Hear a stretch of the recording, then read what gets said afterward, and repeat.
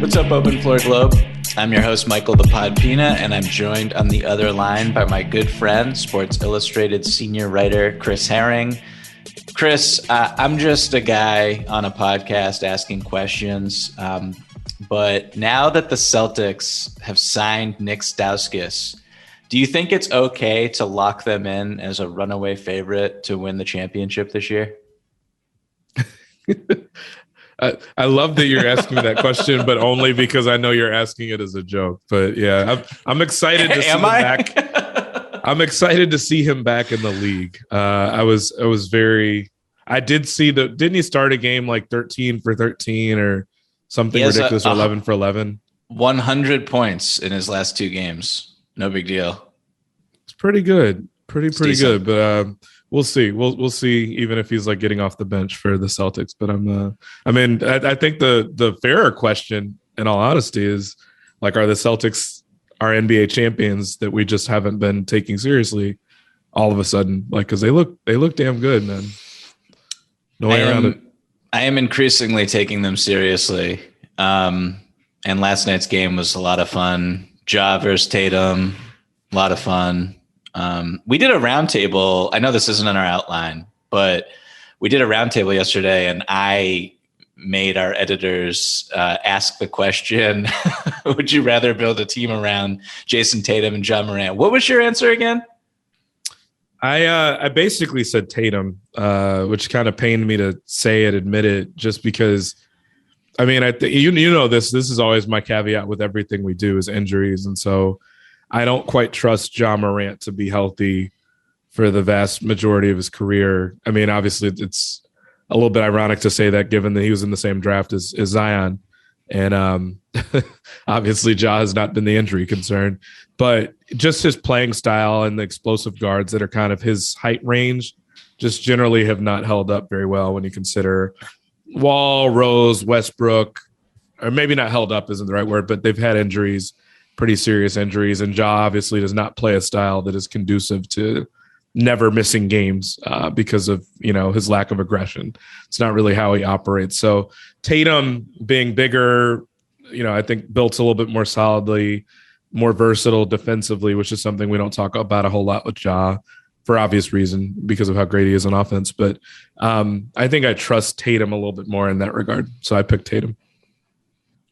I was actually surprised that so many people took Tatum or said that he was I said that he was the safer pick. I think you did as well. A few other of our colleagues did. I was just surprised given Ja being Ja, but I slightly took Ja over Tatum, which surprised our editors because they thought I was going to be the only one who took Tatum. But fun question, fun game. Sauce Castillo back in the league. That should be the title of today's episode. All right, Chris. So on today's show, we are going to open up the mailbag and talk about a few teams we haven't discussed in a while. First, a quick reminder to please keep your emails coming to all of our wonderful listeners. Openfloormail@gmail.com. That's openfloormail@gmail.com. All right, Chris. So I want to start today's show with a conversation about the New Orleans Pelicans, a team that I wrote a little bit about today on SI.com. Everyone can go check that out.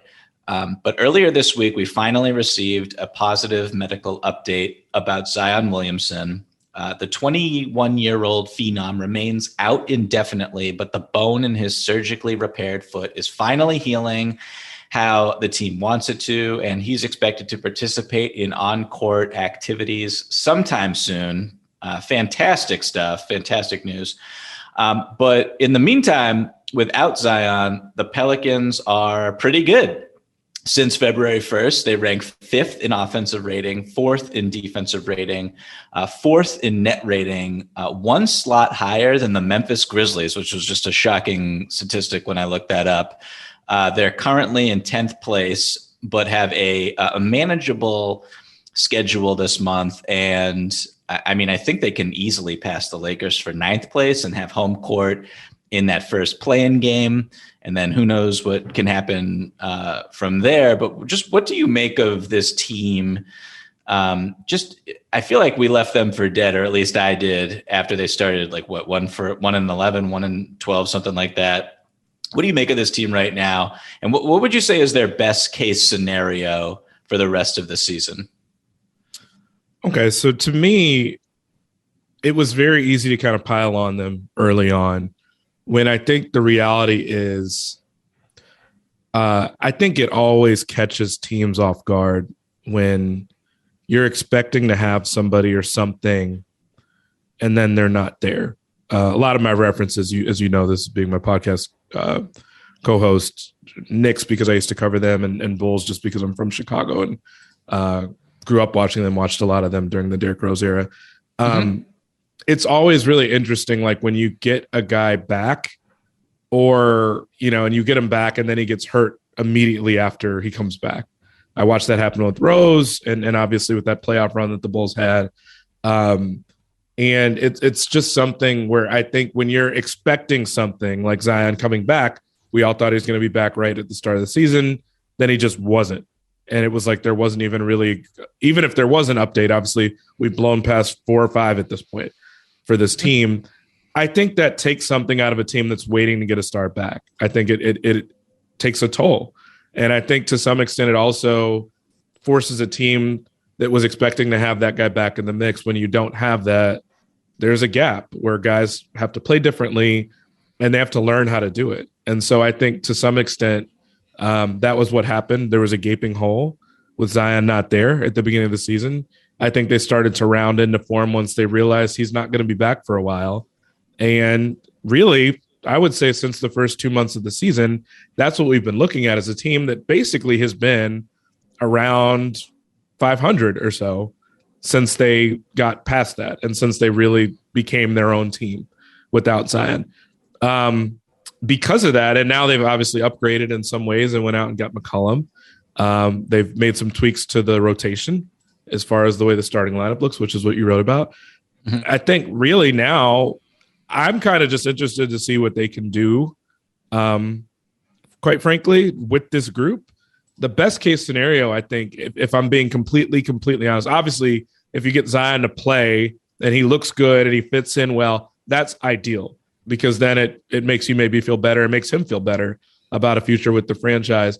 But assuming that doesn't happen, their best case scenario obviously is to get in as a play-in team, assuming that they can't quite, not that they can't quite, that they're not going to get in range to avoid the play-in, that they make the playoffs through the play-in. And then at that point, you allow yourself to feel good about the fact that you did that without Zion. And quite frankly, if Zion decides he still wants to leave, or not still wants to leave, if he decides he wants out, he looks like the one that there's a problem with, not you. Where you kind of can't really point at the organization. Like, they overcame all this craziness with Zion's injury. They retooled and fortified and were able to do this, which shows like the makings of something with a really young group. So to me, that's their best case scenario, assuming that Zion's not back in the mix. Because like you said, he's still indefinite from what we know. And at this point, I don't trust any update that I get from this organization. He might be healing. He might be healing a little bit, but like, where is he? Where was he on the spectrum as far as like how much did he need to heal in the first place? So that's their best case scenario as far as I'm concerned. Do you think he's going to come back this year?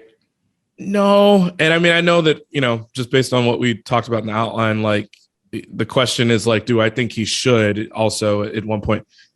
No, I don't think he does. And to some extent, I'm not even sure he should. I don't even know if I really want him to, because of what I just told you. And I think to some extent, maybe it allows you to feel a little bit better if you do get in a situation where he says, I want out. You can feel pretty good about the fact that like we have accomplished something without him. We've got the makings of something nice here. I don't know. How much do you trust in that? Just, I know obviously you wrote the story. You've watched this team. They do look different. McCollum has been a great fit for them. How much do you trust just this core and kind of what we've seen? We've seen this sort of run from the Celtics now.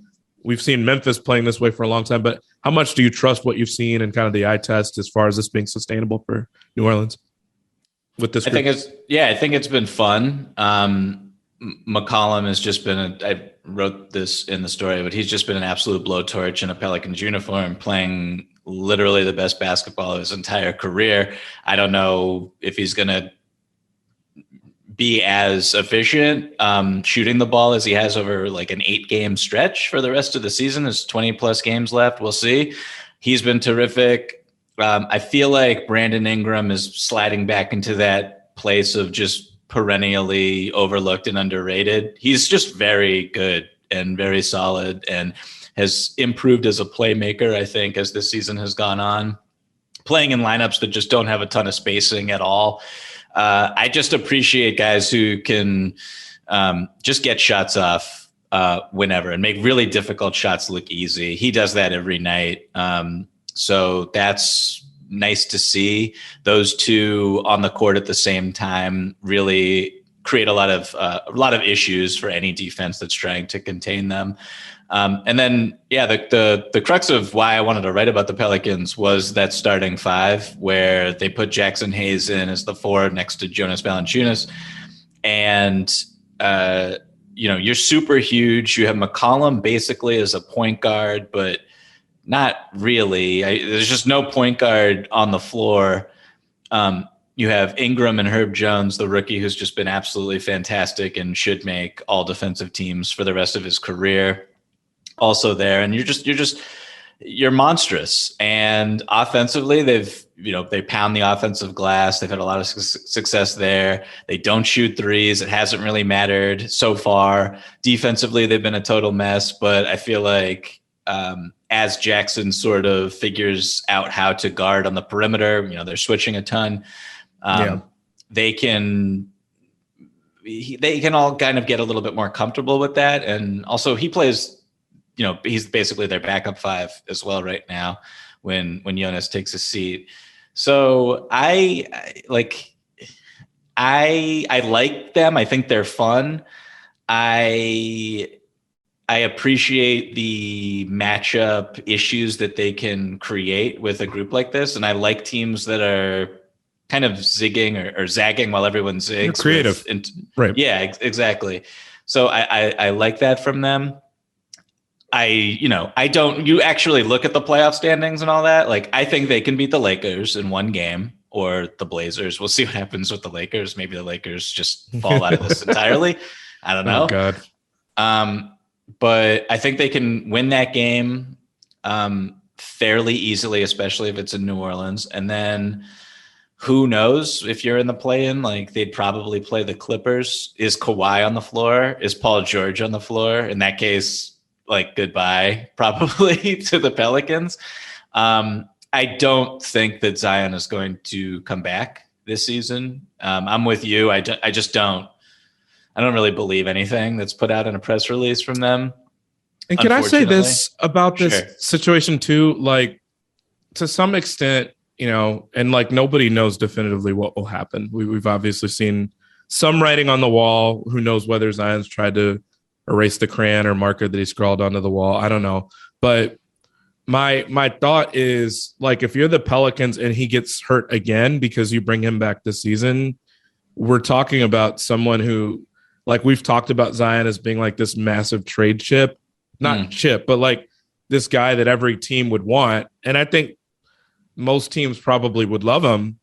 But if he gets hurt and he gets seriously hurt, and then he's going to miss like another year because you brought him back at the end of a year where you were, no matter what they do, they're probably not going to play themselves out of play-in range or into, avoiding play-in range.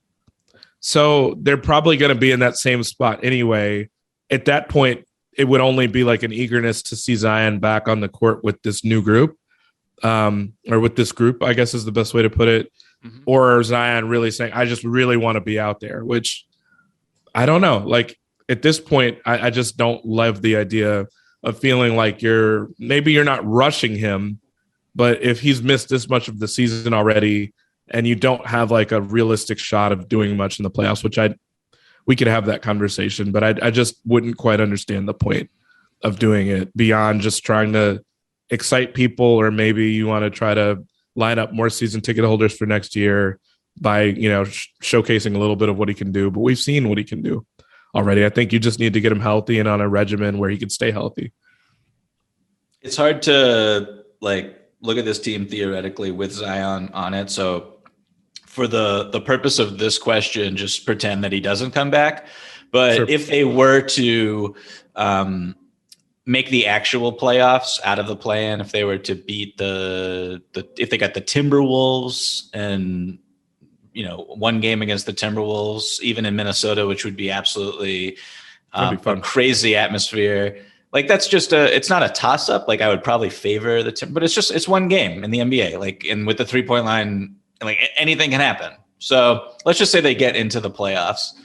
And I think there's a 24% chance of that actually happening. But let's just say they get in. Do you give them a puncher's chance in a 7-game series against a Suns? No. Or I know you. I know who I'm talking to right now. No. Yeah. Even what if Chris Paul is slow back with it doesn't matter to you. You're just I don't, because I mean they've played without him before, and they've played, frankly. Granted, it was a hobbled Lakers team, but they played a Lakers team that, quite frankly, was better, even then, I think, than this Pelicans team is. So I'm not willing to do that. I think the Suns deserve more credit too, than how solid they've looked even when guys have been out of the lineup, whether it's Booker, whether it's Paul. I'm not willing to give them a puncher's chance over them, even if Chris Paul's out. Are you? I'm looking at your face. I'm looking at your face, Michael. No, I probably would not give them a puncher's chance, but I want to play devil's advocate for a second and just say that Willie Green, you have Willie Green on the sideline. He knows that team in and out. He's, calling out the plays. He's, knowing the adjustments that Monty Williams is going to make from game to game. Does that change the calculus at all for you? No. Or are you just still, because it's just a big, it's asking a lot of a team that hasn't been there before. And who knows, maybe McCollum on his own is enough veteran leadership to kind of push you over that edge. But I just don't trust a team that hasn't been there. I don't know. Your hope is always that a team that hasn't been to that stage before, that maybe they don't even know to be afraid when they actually make it to the playoffs. I just don't trust a team like that to then take out a 1 seed that's been so far ahead of everybody else, that's been so dominant, even when they're missing Ayton, or when Paul, or when I guess it's been Booker who's been out more than Paul has this year. I just don't see that happening for a team that just made the finals, that almost won the finals, that's been head and shoulders better than everybody else this year. I've been certainly wrong before, so maybe I'm really off here too, but I'd be stunned if they not only made it, but then, really, really push the Suns or beat the Suns. I'd be really surprised, even if Chris Paul was out. I think they could push them to 6. I think it could be competitive. I don't think they would win, though. I agree with you. The Suns are very good, and we should stop disrespecting the Suns. Even though maybe I'm not the one disrespecting. I'm this saying this is the proverbial we. The proverbial we. Don't loop me into that. Okay. Do you have anything else you want to say about the Pelicans? I feel like they were just a fun team to hit right now because they've been flying under the radar, and the Zion news was just okay, people pay attention to the Pelicans. They're super fun. Pay attention to them outside of the realm of just Zion, because I think what I dislike about the discourse in the NBA as it relates to the smaller markets and who wants to play there, which by the way, Ja's having an MVP level season for a team that is easily a top 3 team this year, just as far as how they performed, would be head and shoulders number 1 in the Eastern Conference if they played in the East, which they theoretically should, just given where they are geographically. Small markets, Milwaukee just came off a championship. It's not the end of the world to be a small market. New Orleans is a great place. Granted, I haven't had to live there or play there, but the fact that they are making this run without Zion there, and that they've been solid basically all year since the first month and a half of the season. I love the idea of trying to shine a light on them a little bit outside of just what Zion Williamson is thinking are planning to do, because they deserve that. And I think it has to be frustrating if you're a player there. So you only hear about your name as a team come up whenever Zion's, injury prognosis changes or doesn't change, or that we start to hear rumblings, or he doesn't introduce himself to CJ McCollum. Like they deserve credit outside of that. And so I love that you wrote about him. And I kind of hope that they do get in to the actual playoffs, because watching CJ cook is really fun in a playoff setting. Watching Brandon Ingram in a playoff setting would be fun. So I'm rooting for that. I think it would be just enjoyable. As you said, outside of the Zion discussion. More interesting to watch than the Lakers, tell you that. Separate conversation. And I really hope they don't make the playoffs. That would just that's a clean sweep if I've ever seen one. 8-18 against teams that are above 500 this season, the Los Angeles Lakers. That sounds actually better than what I would have expected. Wow. Yeah, it's not good.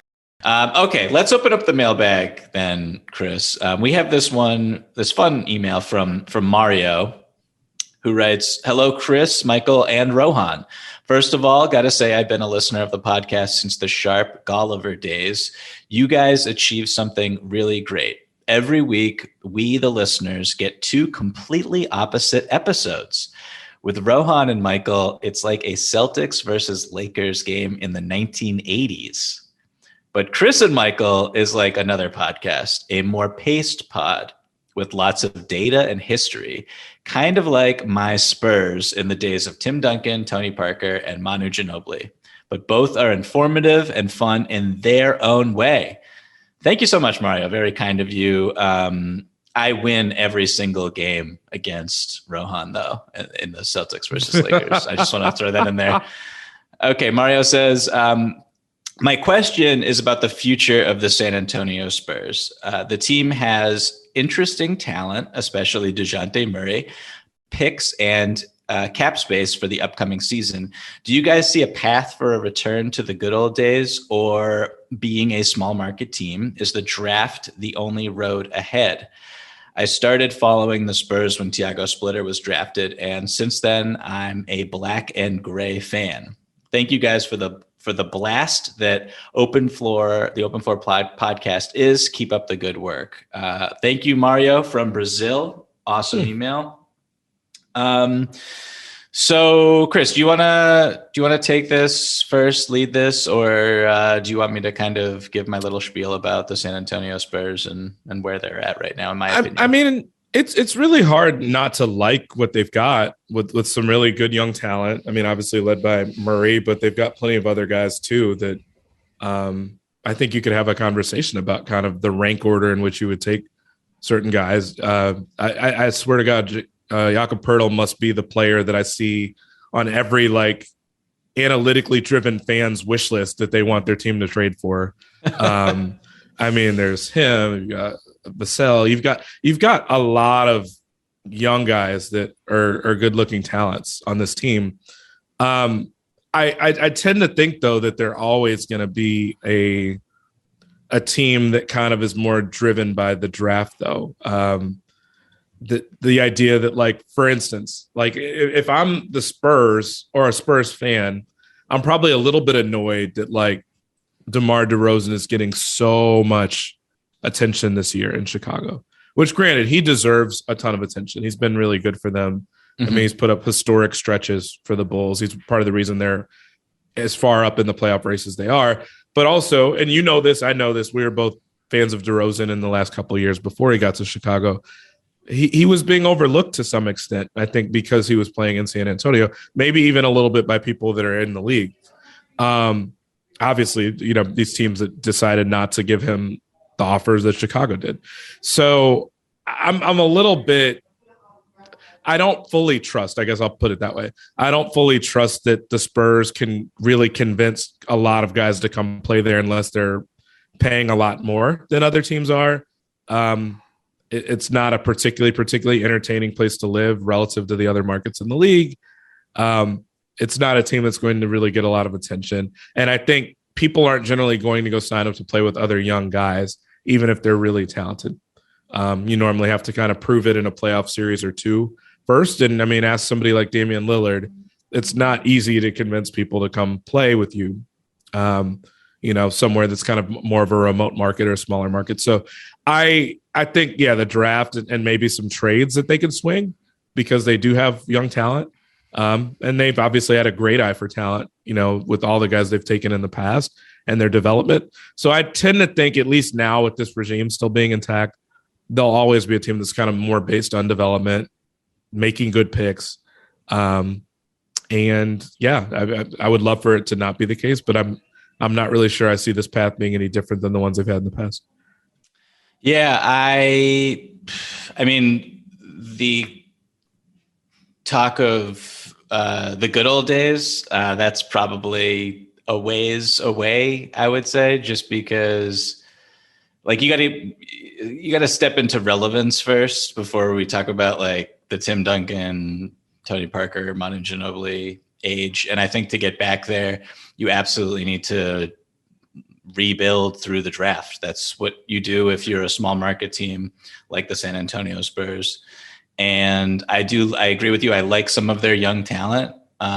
Absolutely. DeJounte is probably like my favorite player in the whole league. I like Keldon Johnson. I left out Keldon too. My goodness, Jesus. Yeah. I mean, it's a team with a lot of young talent. There's no question about that. Yeah. Right. And it looks like they're not going to make the play-in this year. And that should be, they traded, it's just the direction that they're headed in. They traded Derek White to the Celtics for a first round pick. They traded Thad Young. I think he was the oldest player on their roster, for a first round pick. They could have not look good in Toronto so far, by the way. There's neither here nor there. But anyway, go ahead. He's looked, I don't know if you've caught like their possessions where he just plays point guard and they're enjoyable. They're an adventure, I guess is the best way to put it. Actually, I don't know. I kind of, that probably is the best way to put it. Cause I look at some, I'm like, like I've watched him the last couple of years and I thought he'd be a little bit more, just interesting is probably the way to put it. I'm going to give him more time before I really judge it. But anyway, go ahead. I'm sorry. So they're just clearly trying to get first round picks, and they did that. They're not good. They're going to have their own pick, which could be I think they have the 7th worst record in the league right now, a game behind the Kings, a team that they lost to last night. We'll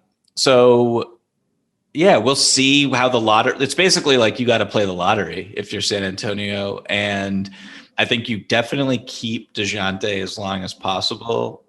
Hopefully for honestly his entire career. I think that's a franchise point guard you can certainly build around. He can play with a lot of different types of players, makes those around him better, plays both ends.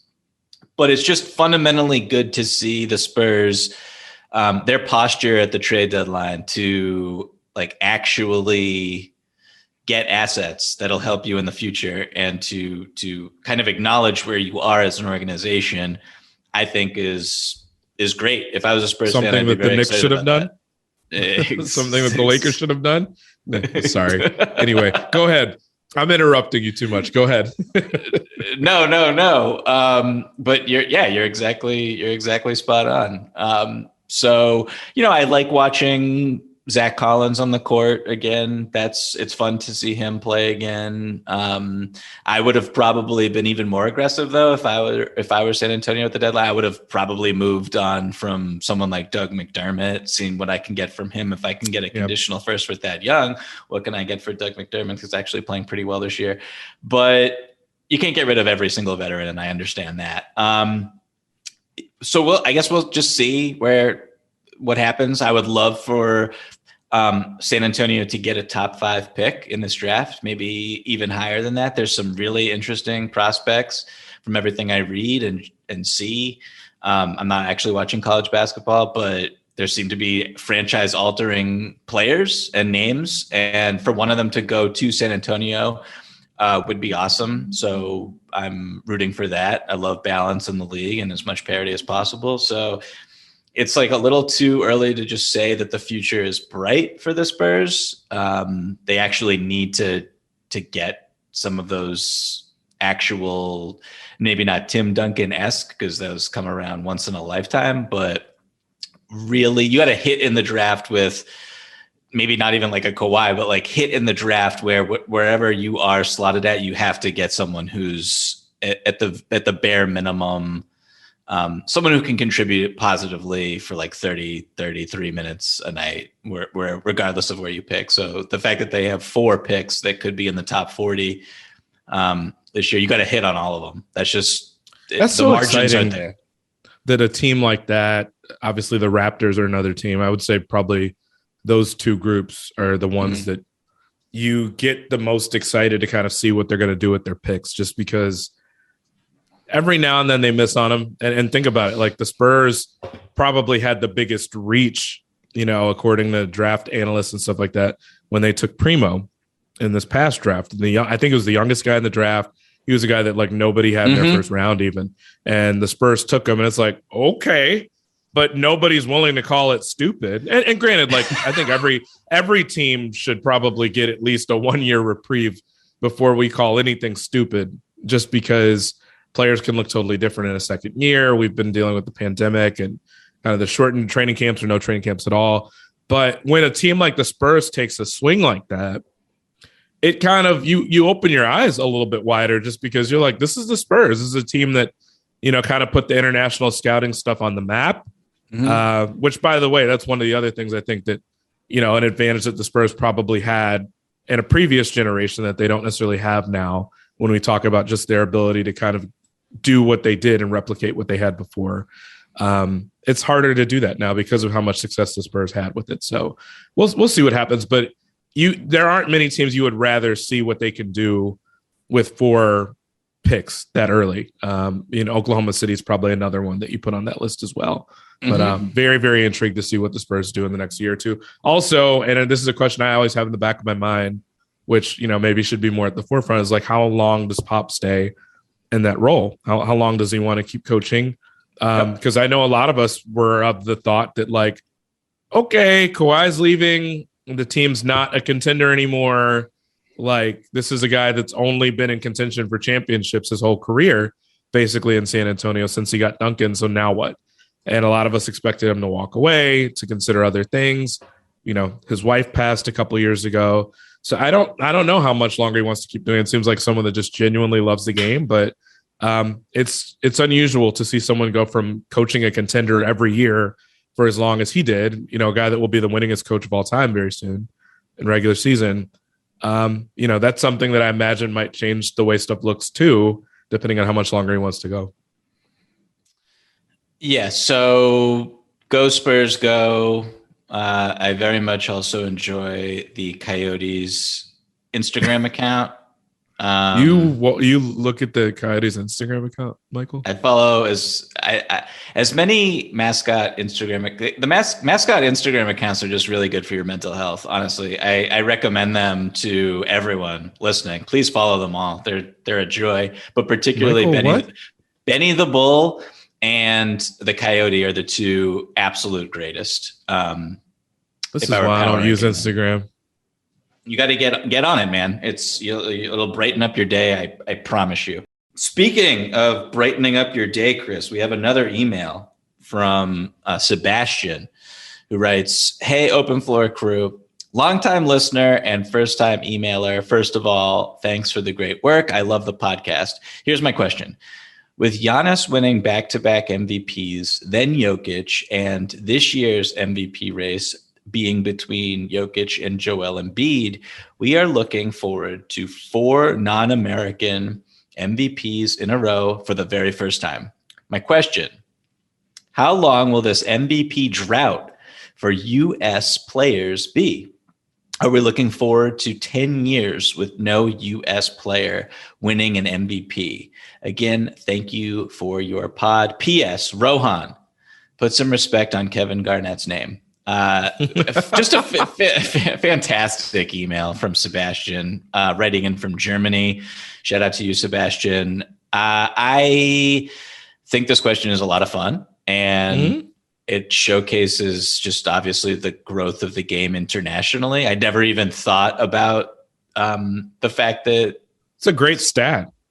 Yeah, it never crossed my mind until I read this email. And it got me thinking, like, when is the next time a US born player will win MVP? It's obviously like trivial, but also it's fascinating. It is. I think that first of all, do you agree that either Joel Embiid or Nikola Jokic are heavy favorites to win MVP this year? Yeah, no, I think so. I mean, Giannis, I think, is in the conversation, but I don't think he's being done any favors by the fact that Milwaukee's been kind of uneven lately. Mm-hmm. I also think that people scrutinize a lot more when you're talking about giving a third MVP in a row or 3 and 4 years to somebody. Giannis will be looked at just because, I think people still see Milwaukee as a contender, and they are, and they're coming off a title. But it just kind of feels like Embiid will get the most consideration because he hasn't won and because his team has a chance to have the best record among the guys that are in competition for it. So I think him, and then I think Jokic, the fact that his numbers are still really comparable to what they were, the fact that, he might be getting his guys back soon, which maybe gives them a lift in the standings before the season's out. But how much he's been able to carry them and basically have them in position to be, I wouldn't have said before the season that they could have been in a situation where they would completely avoid the play-in if you had told me that they were going to be missing all those guys for the whole year, basically, at least up till this point. So him replicating what he did last year, I think it's just really those two guys for now, but we'll see. An injury could happen. I'll be really surprised if Embiid doesn't win it at this rate, especially with the way stuff looks with Harden so far and the fact that Harden is making life easier for him. Do you think that Harden, I know this wasn't the question, don't you think that Harden kind of takes away from the MVP buzz or just like the whole point of the award is like, or part of the narrative for Embiid was that Simmons was out and they were beyond That was my water. argument before the year. Yeah, that was my argument before the year. But I mean, just looking at the game so far, it looks very clear that the Sixers could finish with an even better record than what they had, which, that's because there's more talent now. And this isn't something that I necessarily expected going in because of how much kind of one-on-one ball Harden plays. I was thinking that, like, okay, there might be a lot of my turn, your turn sort of stuff with Embiid and Harden. Embiid's rate of like baskets that are assisted and basically just how much less he has to do completely on his own. The assist rate on his scores now is like 15, 20, 25 points higher than it was before Harden was there. Damn. I think it was like half of his baskets were unassisted. And then for those first couple of games with Harden there is like 80-something%. So I think he's just making life so much easier for him, not to mention that he's still getting to the line as much, if not more than before. And so his numbers are just going to be massive. Their winning percentage with Harden there it will put them in a higher range, which people vote on that as far as like, where did your team finish? So if we're looking at Jokic finishing 5 or 6 in the West, and we're looking at the Sixers could still finish as a top 2 seed is the other thing. So I should. Just kind of, and that's the thing. That's the thing with like Embiid is like, I think people will, we talked all year about how badly people were looking for somebody else to give the award to other than Jokic. And when it was clear that he was the guy, Embiid is that alternative this year while also playing. He's worthy of it. Statistically, his team will finish in a better spot. Should finish in a better spot with Harden there. So I just think Embiid kind of has the inside track to it right now. Yeah, Jokic isn't going to finish with home court in the Western Conference. It looks like Utah, Memphis, Warriors, Suns pretty much have that locked up. It is funny, though, just when you look at the records of their two teams, and I'm still pro Jokic in this debate pretty handedly based on the on-offs and all that. But when you look at the record, it's like Denver's 36-26 and Philly's 38-23. It's like, really not. It's lopsided. That's what I was saying about Memphis. They'd be number 1 in the East pretty comfortably. So it's a little silly to look at it that way, but people will look at it that way. Of course they will. Yeah. But back to this question, like, last night in Boston, you had Ja Morant, born in South Carolina, and you had Jason Tatum, born in, I'm actually not 100% positive he was born in St. Louis, but yeah. His kid, I didn't watch it, but was it an Instagram post? Now I'm being weird with Instagram. His son, they posted a video with Deuce running around saying... Iconic. Yes, it was such great a cute video. So I assume he's born in St. Louis, or that he at least grew up there. Yeah.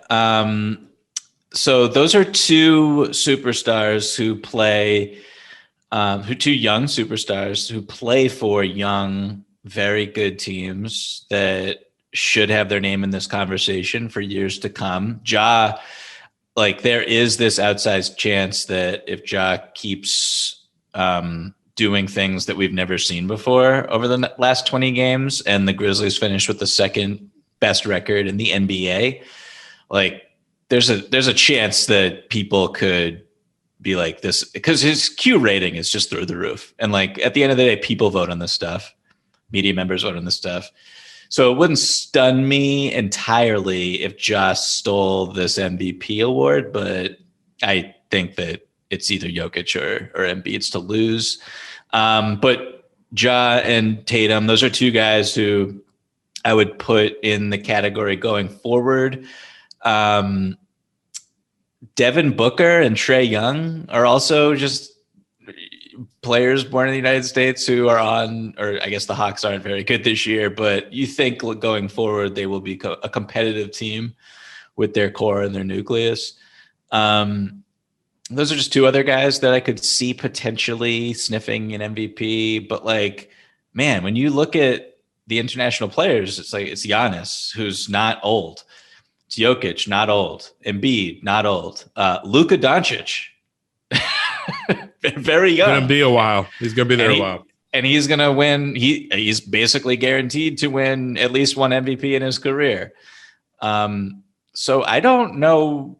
Yeah, who is the next? Okay, so just point blank, who's the next guy born in the United States to win an MVP in your opinion? Who's it going to be? No, I think you reeled off the guys. I didn't even consider Booker. I think he's got a shot. If his team is going to be winning 60 games a year for the next couple of years, then obviously he's going to be in the conversation. Maybe Donovan Mitchell develops enough consistency one day to do it. I wouldn't, make him an odds-on favorite to do that. But yeah, outside of the names you mentioned, I had Trae on my list as well.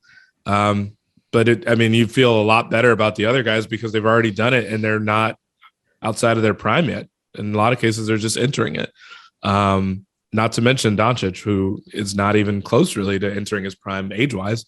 You wouldn't think. So that's why I thought it was a fascinating question, just because I hadn't even really thought about it that way. But anytime we talk about, you and I've had this conversation before, I think on the pod, probably aside from the pod, and Kendrick Perkins, I want to say, not to give it too much air, but he said something about how Giannis reminds him of Tim Duncan, where he's not that marketable. And I was like, what do you mean he's not that marketable? What? I think that dude is extremely marketable, and extremely lovable. Just the minute he came into the league and he was like, God bless America, because he had a smoothie for the first time, and getting his driver's license and, in America. He was on the cover of GQ. Giannis is not Tim Duncan at all. No, not at all. It's very, very different. I think, the Chick-fil-A thing with the 50 piece after the finals, dude is kind of like a beloved player already. But I will say that there does seem to be something weird in the air or in the water when it comes to the reception these guys get from other players around the league. Jokic in particular, that's true of. I feel like I don't see that as much with Luka for whatever reason. Maybe it's because he's a guard and is playing, head to head against these guys and he's beating them and making them look silly. I'm not sure what it is. It doesn't feel like it's as much a thing with him. But that to me is what I find interesting, is that I think the foreign guys don't become a part of the consciousness until they absolutely have to, when they're just the play is so overwhelming because the networks don't feel like you can market games around them until it's so overwhelming. And quite frankly, that's true of small market guys too. I imagine we will see Memphis on national TV a lot more next season because now it's reached such a fever pitch. Then he's an American player. So maybe it's just like a network thing. And I think I've told you and listeners before about being at ESPN for those years. And we would have those meetings in which they would walk us through in a general sense how they determine how many games teams get on national TV and what they base it on. And it's basically like, this team is this popular. Even if you've got a star player, there were different tiers of stars they had where they're like, we'll give them this many games because this guy generates this much attention. And so you only have really 2 A+ guys in their opinion. This was back when I was there, but the only 2 A+ guys they had were LeBron and Steph, as far as like, we'll take them any and every time we can have them on television. Even when the Bucks were coming off like that 66, 67 win season, Giannis was like an A- guy. Like they didn't max out the Bucks games that year. The next year after that, which I found fascinating. He was coming off an MVP and they'd won 67 games. And it was kind of like, he's probably like our 4th or 5th guy as far as like putting him on TV because it's Milwaukee. So I don't know. The foreign guys have a lot of that going on too. But these other players now are undeniable. Jokic at this point, Luka, Giannis, obviously, and Embiid. And Embiid playing with Harden. So they're going to be more opportunities for them to win MVPs, I think, than the other guys. But Ja may get there. We'll see. He's the one guy I would probably take odds on at this point. How could you not with what Memphis is doing? Yeah, I think Ja has the potential to just transcend the average NBA viewer. Like, I think that the audience and the allure of watching him, he's just so magnetic. And there's going to be a time, like in his prime, I feel like, my mom will know who Ja Morant is, and she knows like 3 NBA players. So that's like the type of popularity that's big that I think he can attain. He's just absolutely that's a big thing. Ridiculous. Okay, so let's move on to this this email from Eric, listener named Eric. Kind of a bummer of an email, I'm not going to lie, but thank you, Eric, for writing it. Eric writes, "Hey, Mike, Rohan, and Chris. With the Kings losing their 41st game, they have now ensured another non-winning season. Did you know that the Kings have been in Sacramento for 37 seasons, of which Rick Adelman was coach for 8 seasons? And while Rick Adelman had 8 winning seasons, all other Kings coaches have exactly 0 winning seasons. How is this even possible? And besides cyanide, what hope can you give to a long-suffering NorCal brethren? Keep up the good so work." Dark. I know. Ooh, that one wasn't in the outline. That's so dark. Please don't drink anything poisonous. I beg of you. Yes. Eric, thank you so much for writing in. Yeah, so the Kings, they traded. I will say, okay, so I have a stat I'm trying to be as optimistic as possible about the situation. We got people that are saying, please don't offer us cyanide. Please, glass half full of anything but cyanide. Optimism. So you have De'Aaron Fox and you have Domas Sabonis, and those are 2 borderline all-star, lower tier all-star players who complement each other offensively, I think, a decent amount. And as they play together over the next couple seasons, could develop a really interesting chemistry. And so far, their offensive rating when they're on the floor together, Sacramento's offensive rating with Fox and Sabonis is 116.4, which that's only in an 8-game sample size, but that number is slightly better than the first place Utah Jazz. That's something could be a lot worse. I'm just going to say it could be a lot worse in Sacramento than having a very good offense when you just traded Tyrese Halliburton away and you got Sabonis, and it looks like Sabonis and Fox are clicking. Beyond that, it's like, okay, what are you getting in the draft? We just talked about, let me back up for a second. We just talked about the Spurs and how they kind of acknowledge where they are as an organization, and they trade Derek White, they trade Thad Young, they get picks. and you like the route that they're on. It's realistic, and it sets them up for success in the future. It's like with the Kings, it's like you had Harrison Barnes. You saw the market for what these other guys were getting. And why is Harrison Barnes still on your team? It doesn't make any sense. You are not going to make the play-in this year. And there were a couple guys on their roster that was true of. I think Rashawn Holmes probably would have been a guy that a lot of people would have had interest in, and a lot of teams would have had an interest in. So that's a big part of when you're not good. And granted, like the other thing we should add in is we talk about the Rick Adelman stat, which I have seen a lot this week, which is sad. It's sad. Like we laugh, we joke. You have a lot of people that are really vested in this franchise. They just built a stadium. I don't know to what extent, the city had to kick in money for it, but like this is stuff that actually impacts people. And, this is a team that was pretty close to losing a city that was pretty close to losing a team. So I legitimately feel for the fans and sincerely feel for the fans. This will be 16 years in a row if they don't make the playoffs. 16 years in a row. It'll be the longest stretch in NBA history.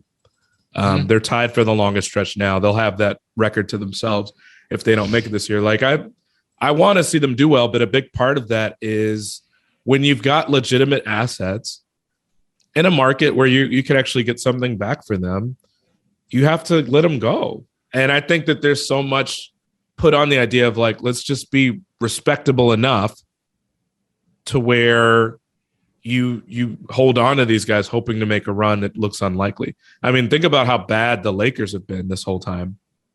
And they're still like not behind this.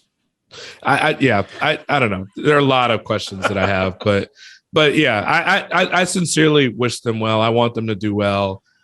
It was a really fun era that we had the last time the Kings were good, where they were able to play a foil to one of those great teams. And it would be cool to see them in that conversation again.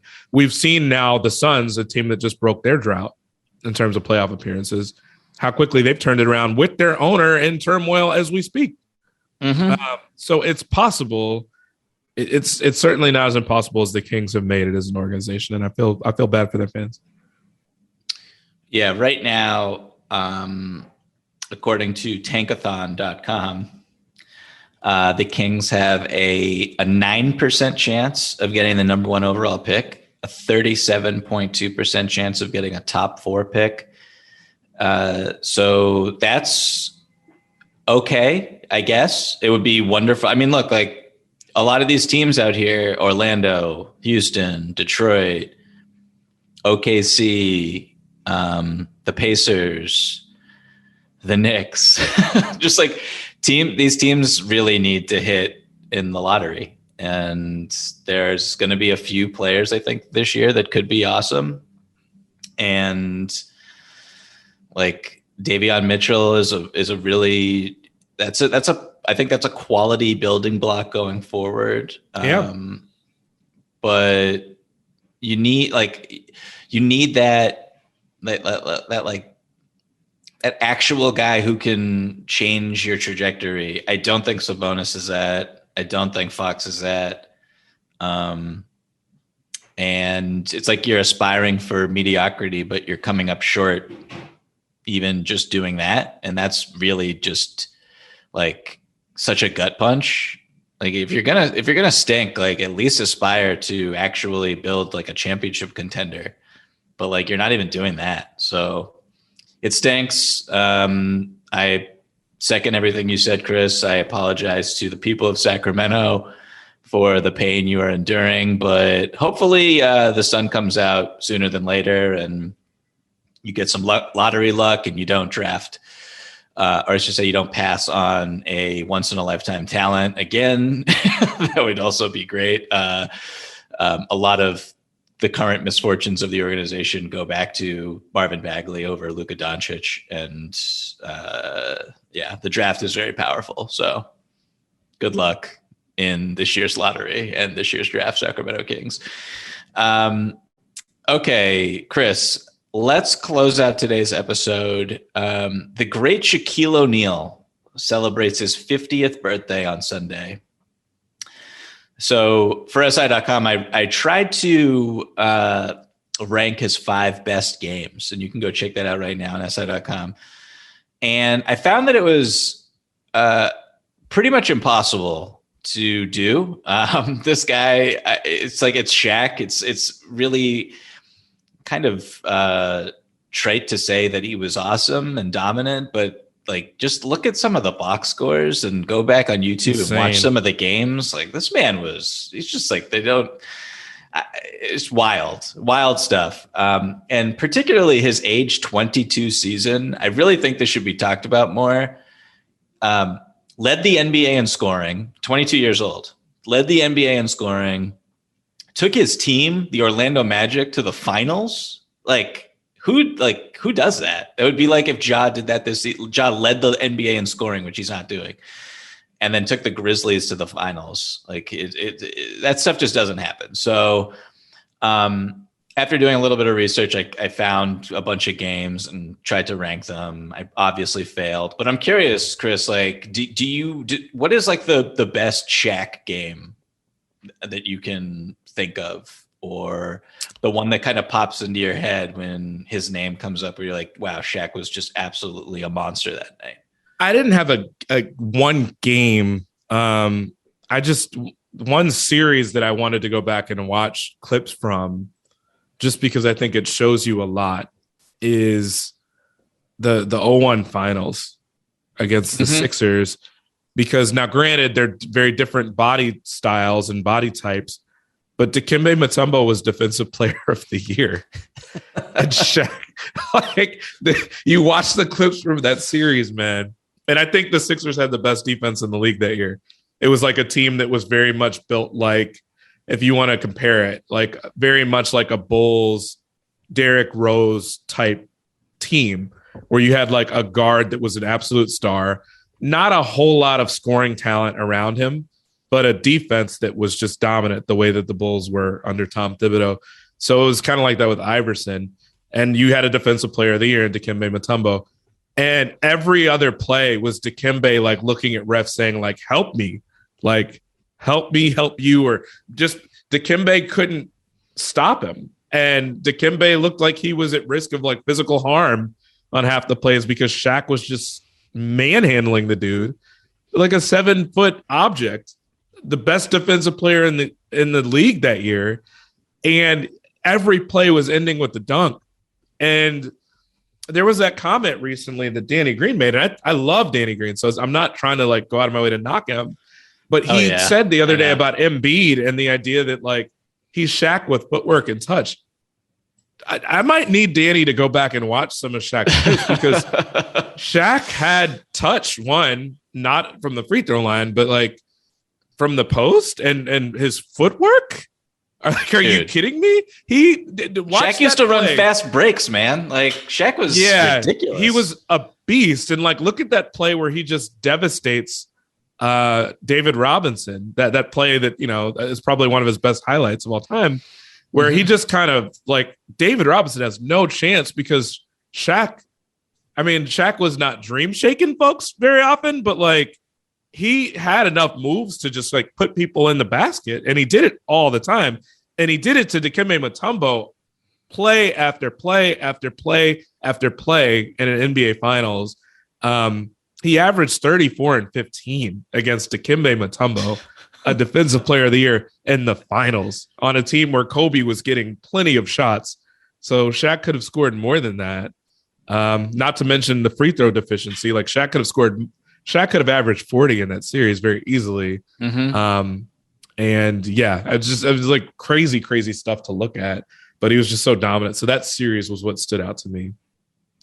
Yeah, absolutely ridiculous. And I think what's really fun, or not fun, but intriguing about Shaq's legacy is what you just said. Like he could have done this if he could make free throws, or sometimes it's if he a work ethic, prioritized basketball. Yeah. And it's like that becomes the dominant narrative in a way that really allows us to take for granted just how just absurd he actually was. It's like, yeah, sure, he could have had a better career.